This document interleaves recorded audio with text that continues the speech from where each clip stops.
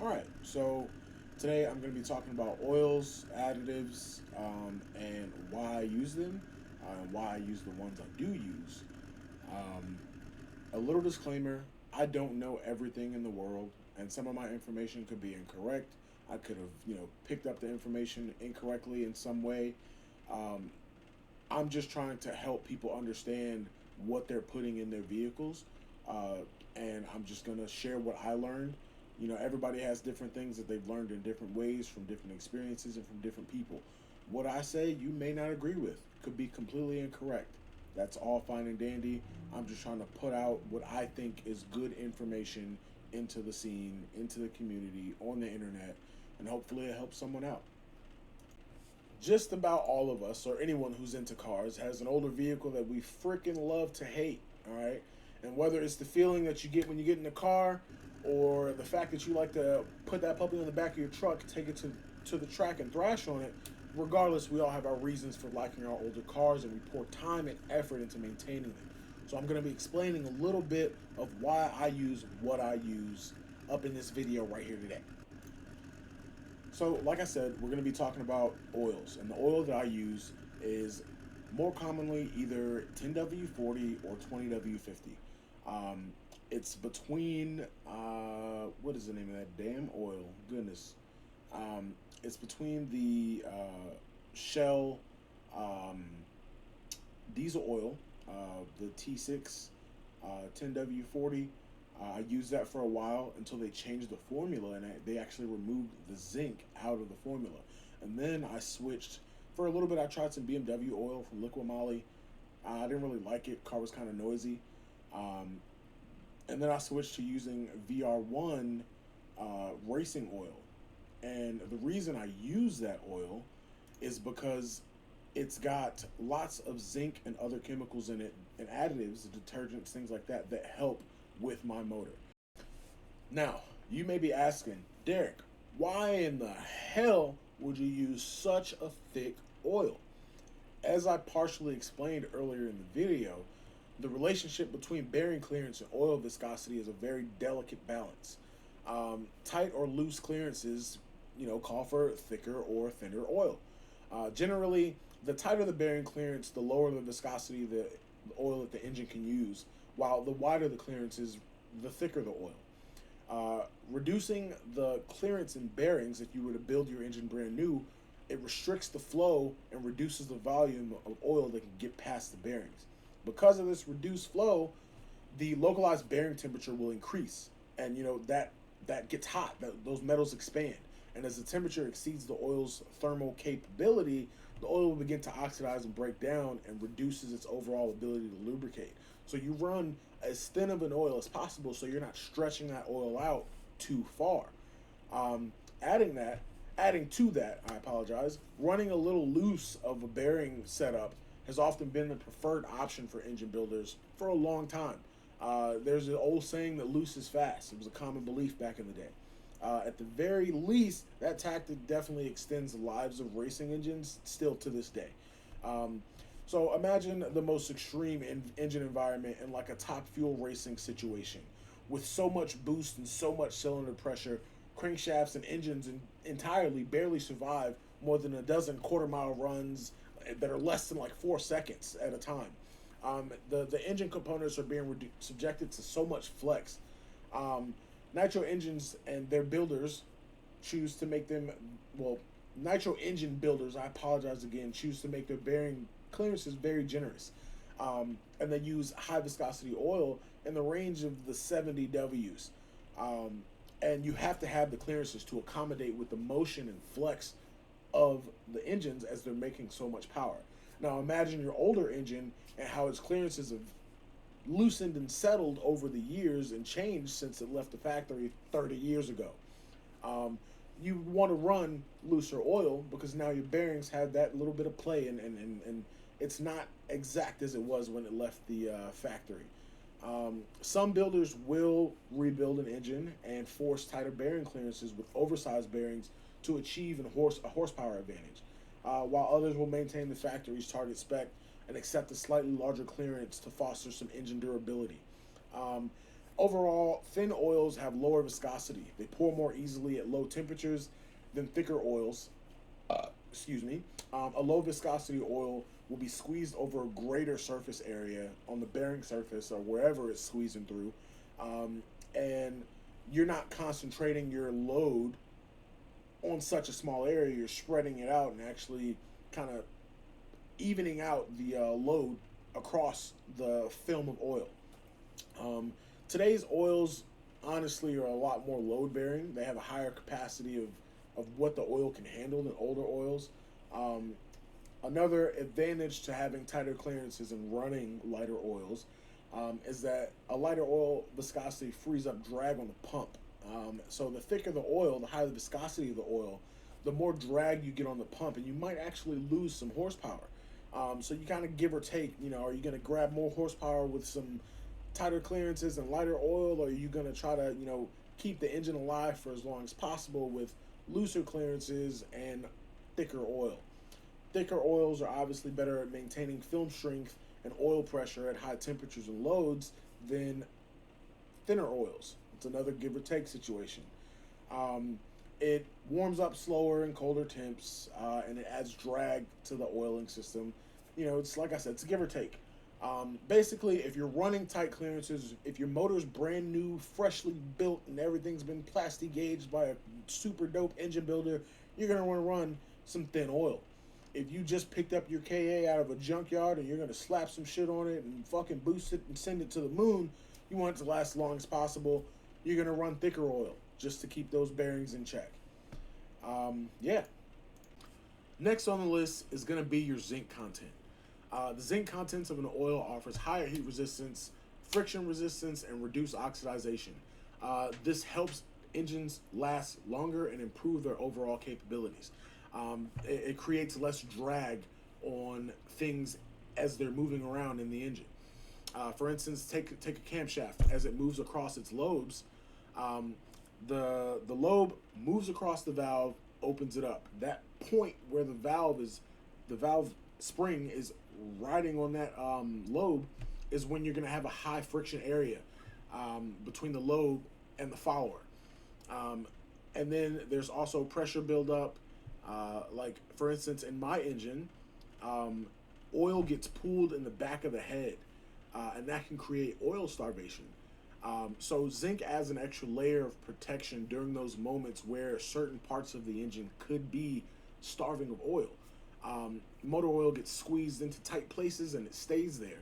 Um, you know, a film of it stays there. And zinc adds an extra film of protection uh, during those times. Another factor of it is oil loss and oil consumption. So as you drive around, beating on your car, hooning, doing wild boy things, you could be sending oil straight into your catch can. You could be sending oil directly into your past your rings into your combustion chamber. You could be eating up oil through your turbo. I mean, the oil can go so many different places. You could also just literally be burning it up. You could have an oil pan leak, whatever.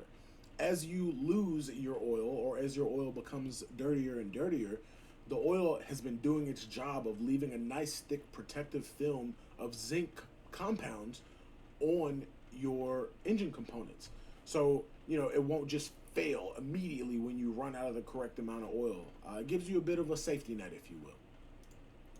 Now, some of you may disagree that zinc is a good additive for an engine, and you may not be wrong. So some people found that zinc may actually harm engines in certain specific cases.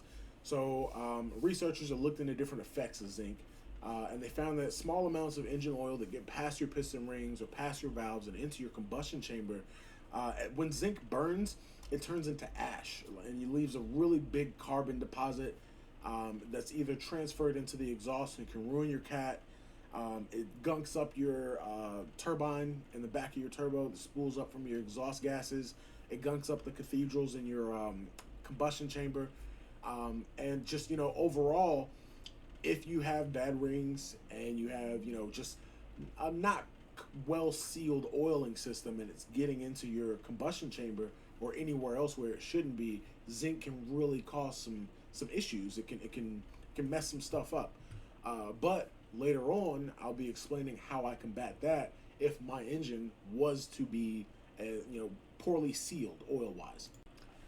So when you think about additives and oil, you think about the defoamer, you think about zinc, and you think about phosphorus. I'm not really going to get into the phosphorus because, I mean, even I haven't really figured out exactly what the hell the phosphorus does, but I know what the defoamer and the zinc does. So defoamer is critical in making sure that your oil doesn't aerate under load at high RPM. Oil pumps shoving that crap through the engine, and as it moves, there might be pockets of air or things like that. Because I mean, you have if you're like me and you have a breather that breathes, vents to atmosphere. Um, there might be on-off throttle situations where the motor might kick back a little bit of air. You never know. Basically, if you're mid-turn or just high RPM doing something wild in the car, a defoamer agent in the oil stops it from aerating, and then you don't get that bubbly, sudsy, soapy looking crap going on in the oil. I mean, if you're pushing that stuff through your oiling system and it's all aerated, it could cause some real problems because air doesn't really compress too well. And as you're compressing this oil through clearances that are thousands of an inch, you don't want to be trying to compress air. That's how you spin a bearing. That's how you mess stuff up. All right. So next we're going to talk about micro ceramic oil additives. All right. So we have, at least I use two. I use Liquimoly Ceratec, which is an updated version of Liquimoly MOS2. I interchange the both of them because it's basically the same thing. I would say that the Ceratec version is way, way better, but they do the same things. So microceramic oil additives are extremely heat resistant. They act as a fill and bond in rough areas on your engine's interior parts. In fact, most of the engine wear occurs when you start your vehicle and the oil hasn't cycled through yet. So the bonded ceramic oil treatment can provide some lubrication to the engine long enough for oil to start running through the engine. The ceramic oil additive coats the rings, it coats the pistons, the bearings, and other metal surfaces with a nice ceramic film, which has a really, really low friction coefficient. Um, Another additive that I use is a VP additive called Madditive. It's an octane booster and upper cylinder cleaner. Lubricator, I apologize. It still does clean. Um, but what it does simply is it increases horsepower, cleans injectors, improves fuel mileage, it prevents sludge and deposit buildups, and reduces smoking. Um, to add more to that, the reason you'd want to use your octane booster, especially in a JDM car, and I'll explain this in depth more, is because in Japan they use 100 to 105 RON from the factory in these vehicles, and I'll get more into that later. Another reason is for the upper cylinder lubrication and cleaning. The reason it lubricates, or the reason you need that lubrication, is because the intense heat of combustion and the limitations of oil control systems in engines result in a lack of oil at the top of each cylinder. So the upper cylinder cleaner and lubricator, it aids in protecting and lubricating not only your injectors and your entire fuel system from sludge buildup and deposits, but it also helps with your combustion chamber by lubricating that area that the valve sits on. So all of the metal up in that area gets coated with a type of lubrication that keeps that stuff fresh. A big issue with today's fuels is that they're full of ethanol. And ethanol gunks up fuel components. It is a sticky, hot mess of stuff. The upper cylinder lubricator uses corrosion inhibitors to coat all your surfaces, like I just explained, and stop deterioration before any of it starts. And it also pulls the moisture that ethanol is prone to locking in out of those areas. Gasoline containing ethanol has a high propensity to attract water, and the upper cylinder lubricant is really good at combating that. And it's designed to maintain that balance of moisture in your upper cylinder and your fuel injection systems. So I did say that I was going to explain the difference between RON and octane. So in Japan, All right, and our S13s, our S14s, our Z32s, whatever right-hand drive hot boy clout car that you drive, most of them, while they're in Japan, ran 100 to 105 RON. Now, in America, our highest grade of fuel is 91 octane. You might even get 93. Now, 91 octane is only 96 RON in comparison, and 93 is only 98. So the reason that I run the octane booster is to get it up into the area that matches what 90, 93 is. Well, not 93. I apologize. That matches what 100 RON is. So 100 RON to octane is 95.5 octane. And 105 RON is 100.2 octane. So we don't have gas like that, you know. And if we do, you know, the 110 and whatever, 115, 116, that shit is expensive. All right, Cam 2 is like $8 a gallon. I'm not paying for that. I'm poor. Okay, so what I do is I go out and I buy the additive, and the additive increases my octane by 7 points. So if I'm getting 93, I end up with 93, 94, 95, 96, 97, 98, 99, 100 octane. And 100 octane is 105 RON. That's the RON to octane explained. If I've kept you entertained for this long, I just want to say thanks for watching. I appreciate you being here. Like and subscribe. Follow me on any of my social media. Thanks, man.